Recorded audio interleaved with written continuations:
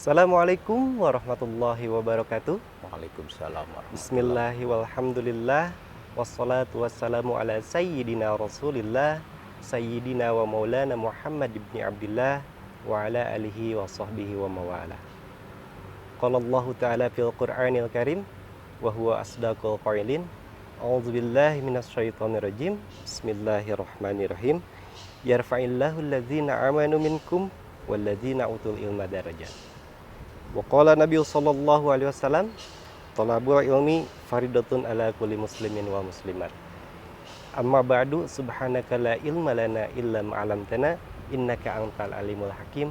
La haula wala quwata illa billahil aliyyil azim. Sahabat-sahabat yang dirahmati Allah, manusia sejatinya diberikan potensi yang sangat luar biasa. Potensi ini tentu untuk menjadikan dirinya menjadi manusia yang terbaik di muka bumi ini. Potensi ini tidak akan bisa berkembang tanpa adanya proses pembelajaran. Secara sederhana, pembelajaran tentu ada proses mencari ilmu. Nah, proses mencari ilmu merupakan proses transformasi diri menuju peningkatan kapasitas intelektual, keluhuran moral, kedalaman spiritual, kecerdasan sosial, keberkahan profesional, dan perbuatan sosial menuju khairu ummah. Dengan ilmu yang dimiliki, manusia bisa hidup bermartabat dan membangun peradaban yang bersendikan nilai-nilai ketuhanan dan kemanusiaan. Di era globalisasi ini sudah menunjukkan suatu zaman yang canggih, penuh dengan kemajuan. Harusnya kemajuan keilmuan itu berbanding lurus dengan adab yang lebih baik. Harusnya semakin tinggi ilmu seseorang, semakin baik akhlak seseorang. Namun kenyataannya tidak demikian. Kita lihat bahwa yang menjadi aktor-aktor intelektual dalam sebuah kekerasan, aktor-aktor intelektual dalam sebuah korupsi atau yang lainnya, itu adalah orang-orang yang intelektual. Orang-orang yang berilmu tinggi tentunya. Tapi adabnya tidak dipakai. Nah, mungkin ini menjadi sebuah permasalahan. Ada apa? Harusnya adab itu didahulukan sebelum ilmu. Untuk membahas hal ini telah hadir di tengah-tengah kita Guru Besar Pendidikan Agama Islam yang terhormat Profesor Dr. Haji Abbas Asyafah MPD. Selamat datang, Prof. Selamat datang. Ini adab menuntut ilmu nih. Kepada guru harus seperti itu. Alhamdulillah. Nah, alhamdulillah, Prof. Bagaimana nih kabarnya, Prof? Alhamdulillah khair. Alhamdulillah, Wer. Gini, Prof. Sekarang kan kita melihat bahwa menjadi fenomena sekarang orang semakin tinggi ilmunya, harusnya dia linier dengan akhlak atau adabnya dia. Tetapi kenyataannya khusus di bangsa kita, mungkin di negara-negara lain pun sama ya, Prof ya. Banyak kekerasan, banyak penyimpangan atau banyak sesuatu yang tidak sesuai dengan adab, dan itu ternyata dilakukan oleh orang-orang yang intelek, katakan. Panutan-panutan kita harusnya menjadi sebuah contoh, karena tontonan mungkin menjadi sebuah tuntunan, tapi tontonan kita lihat di mana-mana. Hoax, kemudian di televisi dan di media-media yang lain, kita disajikan dengan aktor-aktor intelektual yang harusnya itu menjadi pedoman untuk kita dalam beramal. Nah, Prof, berkaitan dengan menuntut ilmu ini, supaya ilmu itu bisa berkah, supaya ilmu itu bisa bermanfaat, kemudian ilmu itu harus dijadikan sebuah landasan dalam beramal. Mungkin dari Prof sendiri ada kiat-kiat atau ada motivasi atau ada sedikit materi yang harus disampaikan kepada kita terkait bagaimana nih dorongan atau landasan kita dalam menuntut ilmu. Silakan, Prof. Baik, terima kasih Dr. Farhan. Jadi memang Islam itu datang untuk menyempurnakan akhlak. Nabiullah Muhammad Shallallahu Alaihi Wasallam pun sesungguhnya bersabda, innama bu'ithtu liutammima makarimal akhlak. Hanya saja saya itu diutus untuk menyempurnakan akhlak. Menuntut ilmu, berilmu juga kewajiban, sebagaimana tadi dikatakan, talabul ilmi faridatun ala kulli muslimin wa muslimatin. Tapi mengapa ini terjadi? Bisa jadi penyebabnya adalah dari cara menuntut ilmu sendiri. Menuntut ilmu juga ada adab-adabnya. Siapa tahu mereka itu mengesampingkan adab mencari ilmu juga. Sebab dari cara mencari ilmu sendiri nanti hasil dari ilmunya sendiri akan berbeda dengan cara yang beradab dengan yang tiada beradab. Sehingga dampaknya lebih jauh dan merugikan ternyata. Baik, untuk supaya kita mengambil manfaat dari ilmu, sebab ini para mahasiswa ini adalah suatu generasi pencari ilmu, penuntut ilmu. Ada beberapa hal yang melandasi pentingnya menuntut ilmu dan memperhatikan adab menuntut ilmu. Pertama, tadi sebagaimana diungkapkan dari surat Al-Mujadilah ayat 11, yarfa'illahil ladzina amanu wal ladzina utul ilma darajat. Bahwa Allah akan mengangkat derajat ilmu atau orang-orang yang berilmu pengetahuan dan beriman. Jadi harusnya memang harus berdasari iman dan juga ilmu. Dan ini ketinggian seorang yang memiliki ilmu itu pasti diharapkan. Nah, setelah tinggi dan dia memiliki ilmu yang didasari oleh iman, maka oleh Allah Subhanahu wa Ta'ala diangkat derajatnya. Namun tidak cukup kan hanya sampai di sana. Dia juga harus disertakan dengan kesempurnaan adab, kesempurnaan dari etikanya sendiri, dari kesantunannya dan lain-lain begitu. Baik, ada beberapa hal yang mungkin mendasari. Pertama, sebagaimana sesungguhnya ada bahasa retorik dari Allah. Qul hal yastawil ladina ya'lamun wal ladina la ya'lamun. Tentu saja ini memberikan statement pada kita bahwa orang yang berilmu pengetahuan itu pasti beda, signifikan perbedaannya dengan yang tidak pengetahuan begitu. Jadi memang kita dorongan untuk berilmu pengetahuan itu banyak sekali dalam hadis maupun dalam Al-Qur'an, terutama dalam Al-Qur'an ya. Seperti tadi dikatakan. Bahkan ada yang menyatakan utlubul ilma minal mahdi ilal lahdi, sebuah keterangan ini menunjukkan life education, pendidikan sepanjang hayat, di mana manusia lahir itu sebetulnya tidak tahu apa-apa. Wallahu alladzi akhrajakum min butuni ummahatikum la ta'lamuna syai'a wa ja'ala lakumus sam'a wal absar wal afidah. Nah, kemudian Allah menjadikan instrumen pendengaran, penglihatan untuk mengobservasi, untuk mendengarkan informasi, untuk menyaksikan, untuk melihat fenomena alam, sehingga jadi pengetahuan. Nah, dari sana baru kita berkembang dari mulai buayan, kan asalnya tidak tahu apa-apa. Maka dengan alat itu, maka bertambahlah ilmu pengetahuan. Oleh karena itu, maka pantas keterangan yang menyatakan kita harus mencari ilmu dari sejak buayan sampai dengan meninggal. Begitu. Kemudian, untuk memperoleh kebahagiaan dunia, tak seorang pun yang tidak ingin bahagia, pasti. Kata Allah, kata hadis atau keterangan menyatakan man arada dunya fa'alaihi bil ilmi wa man aradal akhirah fa'alaihi bil ilmi. Begitu. Maka oleh karena itu kita mesti mencari ilmu itu supaya kebahagiaan dunia dan akhirat, sebagaimana doa kita, Rabbana atina fid dunya hasanah wa fil akhirati hasanah wa qina azabannar. Kebahagiaan, kebaikan itu dengan ilmu. Ilmu yang bagaimana? Ilmu yang barokah, ilmu yang bermanfaat.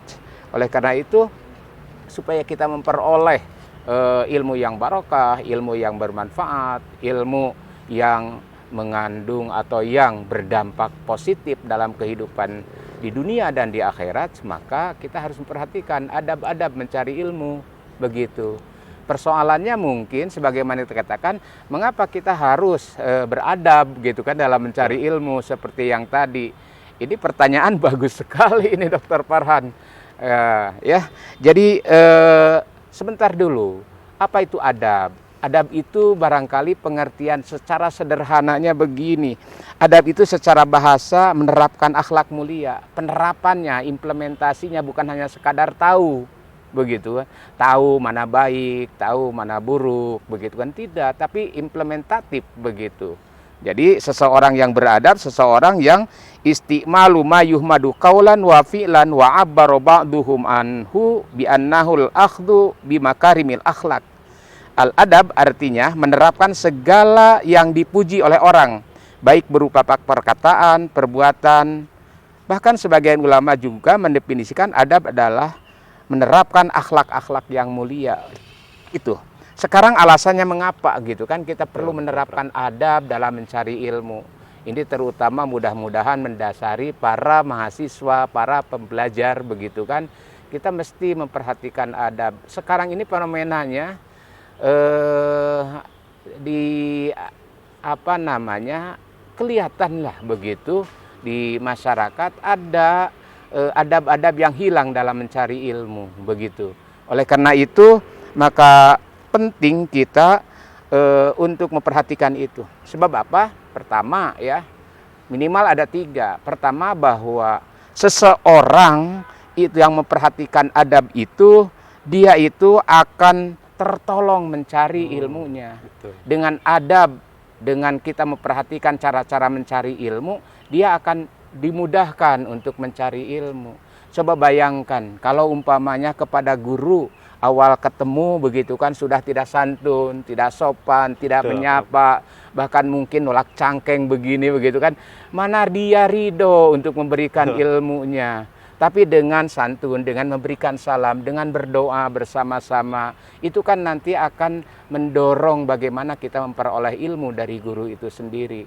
Jadi yang pertama, mungkin kita bisa catat sebagai poin penting bahwa dengan adab itu sendiri sebetulnya akan tertolong seorang pencari ilmu untuk mendapatkan ilmunya. Yang kedua, bahwa dengan adab itu dia akan memperoleh barokah dari ilmunya. Bisa jadi dia berilmu tapi tidak barokah. Apa makna barokah? Barokah itu artinya birkah.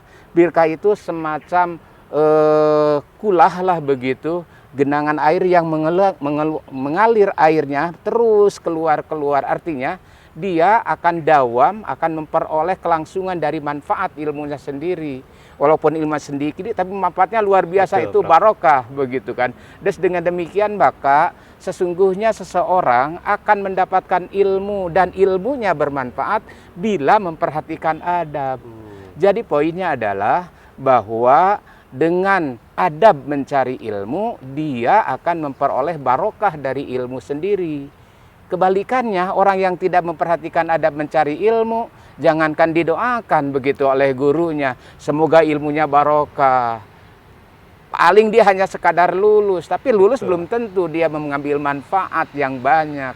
Jadi barokah itu kemanfaatan yang abadi, yang terus-menerus mengalir, walau dia itu ilmunya tidak terlalu banyak gitu kan. Ya syukur-syukur ilmunya banyak dan manfaatnya banyak begitu kan, itu amat barokah. Yang ketiga, bahwa mengapa kita harus memperhatikan adab dalam mencari ilmu, karena adab itu sendiri mestinya diamalkan. Tapi bagaimana mungkin kita bisa mengamalkan? Tidak tahu. Oleh karena itu, sebelum segala sesuatu kita mencari ilmu, sekali lagi kita harus mencari tahu dulu bagaimana adab mencari ilmu. Jadi sesuatu hal yang lebih awal sebelum kita mempelajari atau belajar, bagaimana caranya belajar. Kita mau belajar tapi tidak tahu caranya belajar dan etika belajar, tentu ini bunuh diri lah kira-kira begitu. Betul, ya. Bro, betul. Nah itulah barangkali 3 poin tentang alasan mengapa kita harus mencari adab atau mengetahui adab mencari ilmu sebelum mencari ilmu sendiri, dan mengapa itu penting dalam konteks mencari ilmu. Itu Pak Farhan. Baik, terima kasih Prof. Luar biasa sekali jawabannya. Mudah-mudahan memberikan sebuah motivasi, memberikan sebuah keterangan yang komprehensif dari Prof. Abbas Asyafah. Menarik Prof, tadi disebutkan sama Prof bahwa menuntut ilmu adalah proses yang berlangsung secara berkesinambungan selama manusia itu menjalani kehidupan. Iya. Titik poinnya, mencari ilmu atau menuntut ilmu adalah dengan adab. Endingnya, goalsnya adalah keberkahan. Nah, mungkin dengan keberkahan ini akan bertambah kebaikan buat mahasiswa. Soalnya Prof, saya melakukan riset sedikit-sedikit, ternyata banyak mahasiswa yang notabene secara kuliah dia kecerdasan intelektualnya bagus. Ada mahasiswa yang hanya biasa-biasa kecerdasan intelektualnya, Tetapi adab yang diperhatikan setelah lulus kuliah beda cerita tuh Prof. Hmm. Tidak menjamin linier, dia cum laude, dia IPK-nya 4 misalkan, langsung beres kuliah dia kerja misalkan, karena orientasinya ke arah sana misal. Tetapi banyak ada faktor X, mungkin karena adab itu mungkin ya Prof ya. Bisa Karena jadi. takzim kepada guru, tiba-tiba dia langsung kerja, dimudahkan. Itu Ginilah luar biasa, gambarnya, Prof. saya pernah mesantren. Iya Prof, Itu gimana di tuh? pesantren itu ternyata dia tidak begitu artinya berbeda dengan santri yang Betul, lain. betul. Dia tidak ikut ngaji. Oh. Bahkan dia itu takdim betul kepada kiai, begitu. Kiai, dia disuruh ke dapur, ke sawah, segala macam. Tapi dia begitu keluar dari pesantren, dia malah mendirikan pesantren. Luar biasa. Luar biasa ya, Iya. gitu kan? Ya dilihat secara kasat mata mungkin begitu kan, ilmunya kan sedikit tapi barokah. Betul, Tapi betul. itu mungkin begitu kan, diduga betul bahwa gurunya itu luar biasa mendoakan dia supaya ilmunya barokah, begitu kan. Dengan ilmu yang ada, tapi dia mengambil manfaat dan memanfaatkan semaksimal mungkin, sehingga kalau dilihat dari kesejahteraan duniawi dan ukhrawinya kelihatan santri yang tadi itu yang betul-betul memperhatikan adab, bagaimana santun kepada kiai, berkhidmat kepada kiai, luar biasa. Ini sebuah fenomena, tentu Betul. kita harus pelajari Betul, gitu, betul, teliti lebih dalam. Itu sebagai gambaran barangkali, Pak Farhan. Baik Prof, saya juga sangat khawatir nih Prof. Sekarang adab mahasiswa ke dosen nih Prof. Sangat menyedihkan sekali. Berbeda jauh dengan saya menjadi mahasiswa atau menjadi murid pada waktu dulu. Sekarang mahasiswa dari adab komunikasi misalnya Prof, tidak ada lah. Atau hanya sedikit mahasiswa yang menerapkan adab-adab dalam berkomunikasi, baik itu lewat pesan singkat ataupun telepon langsung. Bahkan kalau ketemu nih Prof, halo Pak, aduh saya rasa kan kita tuh Mestinya ya absus salam ya, gitu absus kan, saling salam. mendoakan. Betul Ya. Prof. Jadi nilai-nilai ini, adab-adab ini sekarang mungkin sudah luntur gitu Prof. Iya. Apalagi di dunia akademisi yang katakan menurut mereka kita kontrak belajar. Bapak jadi dosen di kelas, di luar sama. Nah, mungkin Prof ada kiat-kiat bagaimana menumbuhkan sikap hormat, menumbuhkan sikap takdim, menumbuhkan akhlak mahasiswa agar dia tahu posisi mahasiswa itu supaya ilmunya berkah. Dia selain menuntut ilmu, dia harus memperhatikan adab terhadap guru dan dosennya. Gimana Prof? Kayaknya kita sebagai dosen harus memberi teladan dulu. Betul, betul. Sebab para kiai juga mengambil teladan dulu atau mempersilahkan atau menunjukkan keteladanan. Nabi juga keteladanan lebih awal sebelum kepada para sahabat. Ini yang penting. Nah, dan mahasiswa juga harus siap meneladani. Kalau tidak siap meneladani, walaupun kita mendemonstrasikan keteladanan, ya tidak bersambut. Betul, Gayung itu betul. harus bersambut. Tapi lebih dari itu, mesti ada beberapa adab yang diketahui. Jangan-jangan para mahasiswa itu tidak mengetahui adab mencari ilmu. Betul, Begitu kan? Saya akan ungkapkan mungkin beberapa hal. Di samping kita harus meneladankan, juga harus memberitahukan, gitu kan? Menginformasikan kepada mereka supaya dipikirkan, dicamkan baik-baik, bahkan nanti dibaca oleh hati, begitu. Setelah dibaca, diyakini, kemudian nanti baru dipraktekkan menjadi perilaku. Betul. Oleh karena itu, insya Allah ada manfaatnya ini, bahwa di antara adab mencari ilmu diawali dulu dengan mengikhlaskan niat dalam menuntut ilmu. Begitu. Ikhlas. Allah memerintahkan kita untuk menuntut ilmu. Bismillah. Kalau boleh, bukan kalau lagi, bahkan dianjurkan berdoa sebelum menuntut ilmu, begitu. Allahumma inni, dengan doa-doa yang lain umpamanya Allahumma alimni ma jahiltu wa dzakirni ma nasitu bi rahmatika ya arhamar rahimin, rabbi zidni ilma warzuqni fahma, dan seterusnya. Niatkan lillahi ta'ala, karena ini diperintah oleh Allah. Dengan demikian maka sepanjang dia mencari ilmu, ibadah itu. Betul. Kan ibadah itu kullu nasyatin hayawinillah. Setiap aktivitas manusia yang ditujukan untuk mencari ridha Allah dengan cara-cara yang Allah ridhoi. Maka insya Allah tidak sia-sia 120 menit atau 100 menit 2 SKS itu ibadah. Betul. Oh, lihat dari rentang waktu, sholat hanya 5 menit, itu ibadah, itu juga ibadah. Namun bukan berarti bahwa kita ingin membandingkan antara sholat dengan itu.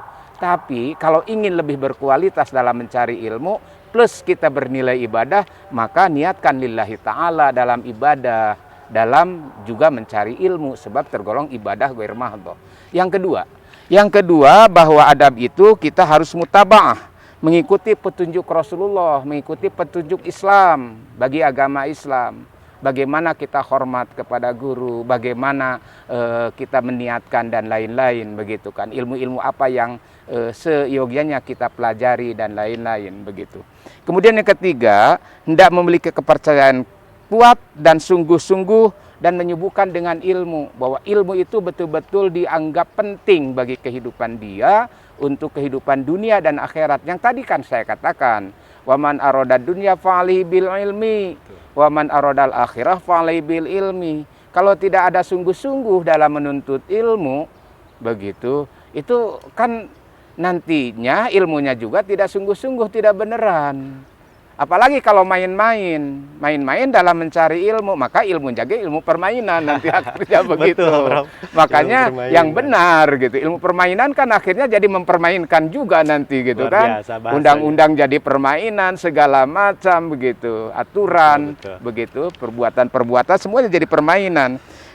Kemudian kita harus menghiasi diri dengan takwa, dengan rasa takut, merokobah kepada Allah Subhanahu wa taala, semakin mendekat dengan ilmu. Sebab apa? Sumber ilmu adalah Allah. Gitu kan? Wa ma utitum minal ilmi illa qalila. Yang sedikit itu kita harus raih dengan cara apa? Mendekat kepada Allah. Karena sumber ilmu Allah, maka kita harus mendekat kepada Allah. Makanya tadi berdoa juga kepada Allah.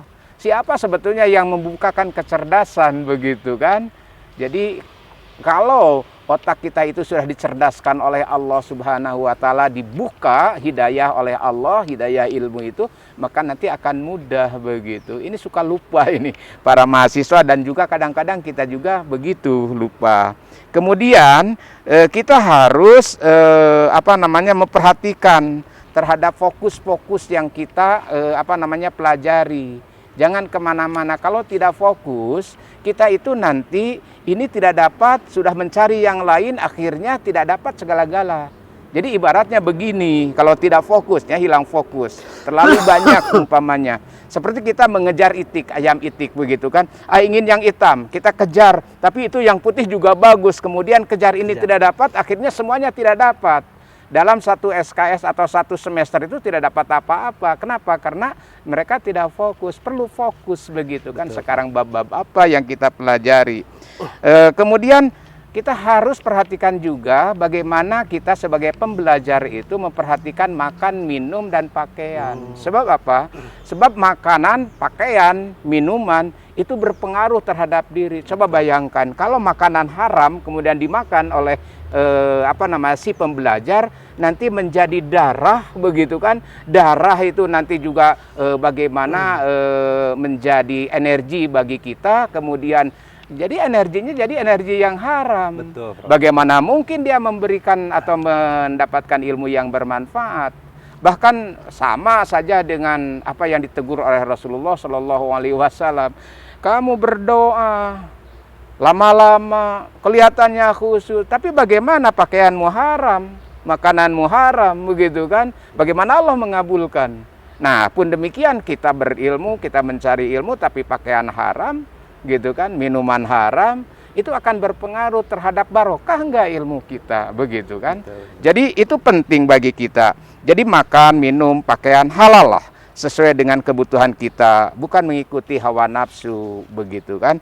Kemudian hal lain, kalau bisa lah begitu, kita terjaga dari hadas, kotoran, najis, segala macam. Sebab apa? Ini saya pernah uji coba dalam uji cobakan metode tadabbur Qur'ani, si mahasiswa itu diarahkan supaya ambil air wudhu dulu, begitu kan? Air wudhu, kemudian dia mengikhlaskan niat, menghilangkan berbagai rodail kotoran dari diri sendiri, kemudian masuk kelas, mereka duduk dengan tenang, kemudian kita awali dengan bismillah, dengan doa, isti'adzah, begitu kan, terus kita terapkan metode itu, begitu kan, dengan kondisi yang baik, maka insya Allah kayaknya jarang ya dosen, termasuk saya juga begitu, kecuali dalam observasi atau dalam demonstrasi yang itu gitu, eksperimen itu melakukan itu. Tapi kalau ini digunakan, si mahasiswa terbiasa mengambil air wudhu sebelumnya, begitu kan. Kemudian kalau batal, ambil dulu air wudhu, kemudian masuk kelas, dia berdoa segala macam, munajat kepada Allah. Kayaknya luar biasa ini, luar biasa. Mudah-mudahan aja Prof, ini menjadi sebuah metode buat kita dosen-dosen, kemudian buat mahasiswa khususnya, agar apa yang menjadi keberkahan ilmu itu seperti Prof bilang dapat tercapai ya Prof ya. Bagus metodenya Prof, perlu kita terapkan mungkin nanti ke depannya. Kemudian hal lain, walaupun kita sekarang dalam student center gitu kan, ada pendekatan aktif pada mahasiswa.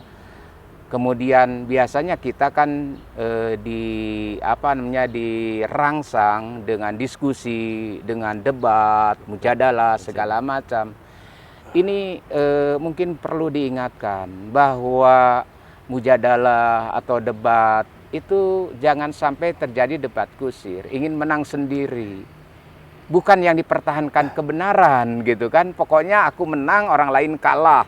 Persoalan benar atau tidak, ya itu urusan lain. Padahal sesungguhnya kita kan mencari kebenaran. Betul. Walaupun kebenaran dalam ilmu itu sifatnya tentatif. Toh kita kalau dengan sifat terbuka dalam menerima ilmu segala macam, itu akan lebih bagus. Bahkan ada tambahan lain begitu kan, bahwa kita itu janganlah begitu kan membenci guru dosen. Betul.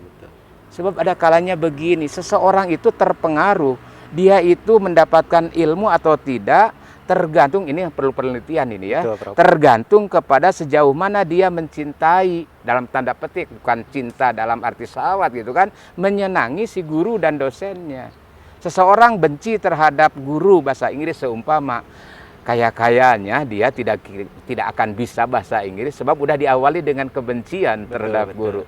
Coba kalau kita bangun bagaimana kita mencintai yang wajar, menyenangi guru, begitu kan, kepribadiannya segala macam, dan pelajaran-pelajarannya kita akan merasa enjoy. Bukankah sebuah kondisi juga mempengaruhi terhadap suasana pembelajaran, begitu kan? Bukankah faktor-faktor yang memperhatikan seseorang ada kesiapan untuk belajar itu berpengaruh terhadap hasil belajar, readiness, begitu kan? Dengan demikian bahwa siap kita menerima segala-galanya, begitu kan, dari guru, kemudian dengan sifat kita itu selektif betul, yang benar itu benar datang dari Allah, gitu kan, dan melalui wasilah guru itu sendiri kita mendapatkan pencerahan, mendapatkan ilmu yang insya Allah bermanfaat begitu bagi dirinya. Dengan demikian maka dia nanti insya Allah akan dimudahkanlah oleh Allah Subhanahu wa Ta'ala dalam memperoleh ilmu itu sendiri, begitu. Terima kasih Prof atas penjelasan tentang adab mencari ilmu. Nah, berkaitan dengan adab, tentunya ada hal-hal yang harus dihindari nih Prof, supaya adabnya itu tercapai, keberkahannya itu tercapai. Nah, mahasiswa selaku pembelajar harus menghindari hal-hal apa saja nih Prof, supaya adabnya tercapai dan ilmunya menjadi berkah. Terima kasih Prof. Ini pertanyaan luar biasa, dasar dokter PU ya. Jadi ini persoalan etis itu persoalan baik buruk ya. Jadi kalau tadi yang baiknya, sekarang yang buruknya, betul, begitu. Jadi sebetulnya tinggal ambil mafhum mukhalafahnya saja.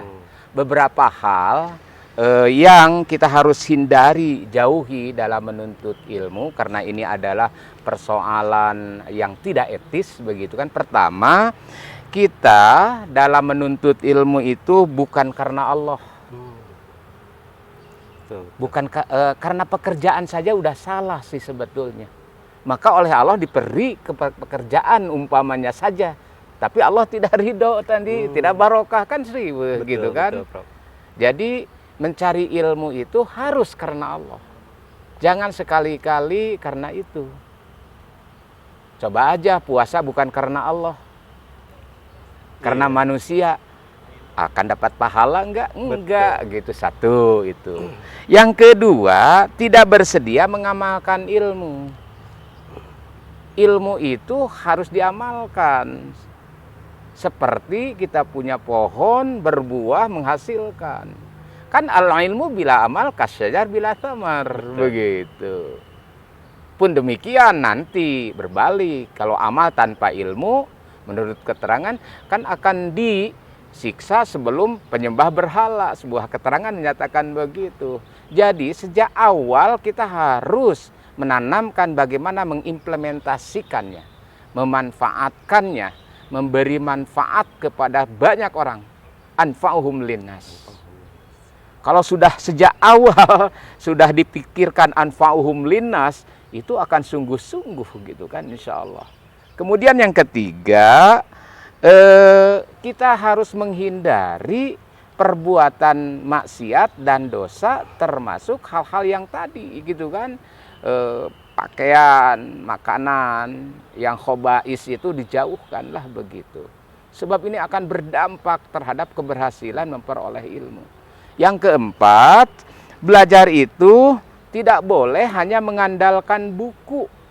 Ini Nah, penting sekali, Prof. sebab kalau hanya mengandalkan buku, nanti tidak ada suasana psikologis, edukatif dari guru. Bagusnya punya guru, dan guru juga harus selektif, gitu kan? Selektif dalam artian, apakah dia itu, begitu kan, mendidik nggak kepada kita? Betul. Begitu. Sekarang banyak gurunya dari Mbah Google, Prof. Mbak Google. Jadi Tapi sulit kita ambil, dipertanggungjawabkan. begitu kan, model-model dari guru yang betul-betul mendidik juga. Betul. Harus disertakan dengan itu. Udah zaman sekarang, zaman abad informasi, udah Google aja cukup segala. Enggak cukup, begitu kan. Pendidikan yang holistik itu, pendidikan yang menyeluruh itu harus komprehensif juga sumber-sumber informasi itu. Kemudian menghabiskan waktu tanpa faidah. Mesti kita efektif lah dalam belajar itu. Yang tidak berfaidah tinggalkan saja. Cari, lari kepada yang lebih berfaedah. Kemudian selanjutnya kita sebagai penuntut ilmu tidak boleh sombong. Fakhr, begitu kan. Sombong tidak mau mengambil ilmu dari si anu, begitu kan. Yang tadi diawali dengan kebencian begitu. Sombong sendiri, padahal sebaiknya atau seharusnya begitu kan, semakin kita mendapatkan ilmu, semakin banyak, harusnya semakin merunduk. Ilmu padi lah begitu. Mana padi yang berisi itu terus aja berdiri, tapi dia merunduk begitu kan. Nanti sehingga sebetulnya orang yang berilmu itu, dia itu akan semakin khudu begitu. Sahabat-sahabat yang dirahmati Allah, alhamdulillah pada kesempatan kali ini Profesor Dr. Abbas Asyafah telah memberikan materi kepada kita tentang adab mencari ilmu. Ada beberapa poin yang tadi dikemukakan, dari mulai landasan atau pentingnya mencari ilmu, kemudian bagaimana adab mencari ilmu, kemudian hal apa saja yang harus dihindari oleh mahasiswa selaku penuntut ilmu. Sehingga dengan memperhatikan itu semua, mudah-mudahan kita menjadi mahasiswa yang menanamkan ilmunya dengan baik, memperhatikan adab dan etika dengan baik, dan akhirnya akan memperoleh keberkahan dari ilmu tersebut. Saya Muhammad Farhan undur diri. Terima kasih atas segala perhatiannya. Assalamualaikum warahmatullahi wabarakatuh.